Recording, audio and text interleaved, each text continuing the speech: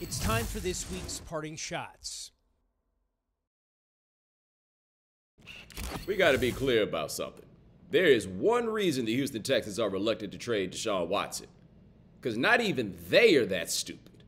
Look, Matthew Stafford asked for a trade and he got one. Carson Wentz asked for a trade and he got one. This wasn't anything to do with how much either team respected the wishes of the other. The Lions didn't think Stafford was worth keeping, and the Eagles wanted Wentz gone so bad they took a $33.8 million cap hit to ship him out of town. The power dynamic still tilts entirely toward NFL teams in disputes with players.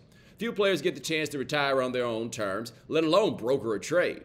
For Watson to truly get out, he's going to have to put a for sale sign in front of his house and absolutely refuse to play for the Texans again.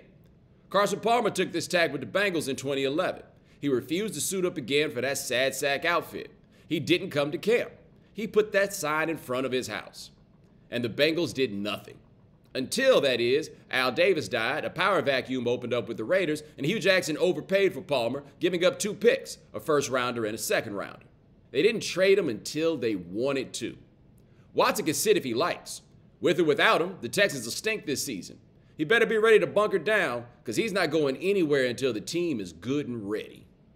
When Serena Williams lost to Naomi Osaka in the semifinals of the Australian Open, we were left to wonder if her serenade meant see you next year or if it meant goodbye.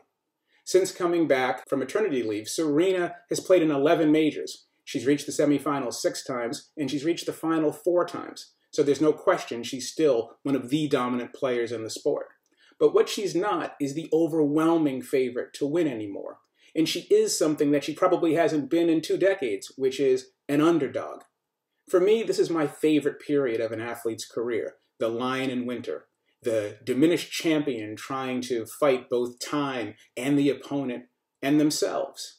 Serena hasn't said she's quitting, so there's no reason for us to assume that she's going to. And when you look at her battles, there's no reason to think that she should. What we do know is that the road is much tougher. She hasn't taken a set off Osaka in 2 of their Grand Slam meetings. However, the battle is still why we watch.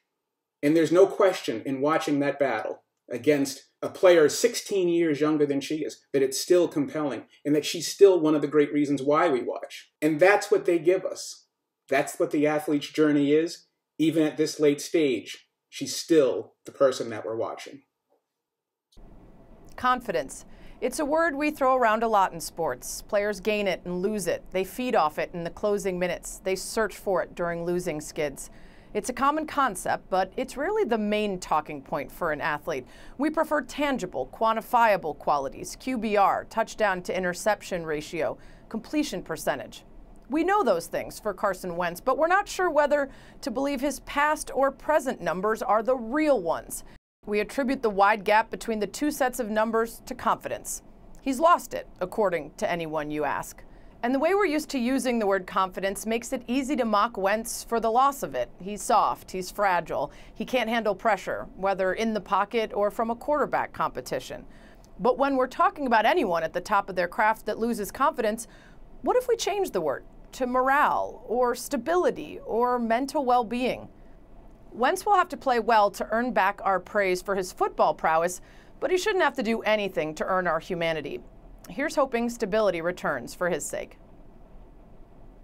I will admit that when I heard the news this week that Tim Tebow was retiring from baseball, I felt a pang of nostalgia as someone who was there with him at the moment he became a professional athlete. That night 11 years ago when Josh McDaniels drafted him in the 1st round. In college, Tebow was terrific, an all-time big-time D1 QB. But there was only one great highlight in his pro football career, this playoff win. In 5 years, he started a mere 16 games. Then in 2016, at the age of 29, Tebow announced he would give baseball a shot, despite the fact he hadn't played since high school a decade earlier. It became clear early on that Tebow, for all his athletic gifts, was not major league material. But he kept at it, playing 4 seasons in the minors, beating the odds by reaching AAA, but not the majors. What he did achieve, however, was to bring a lot of joy to fans wherever he went. No, not by slamming home runs or belting line drives, but simply by being Tim Tebow and by trying. There is a case to be made that he was denying opportunities to better prospects, but ultimately no one can question his sincere desire to find a place for himself in baseball. This was no stunt. Not on his part, anyway. It didn't work out, but Tim Tebow dared. And isn't that what sports are all about? Thanks for watching ESPN on YouTube. For live streaming sports and premium content, subscribe to ESPN+.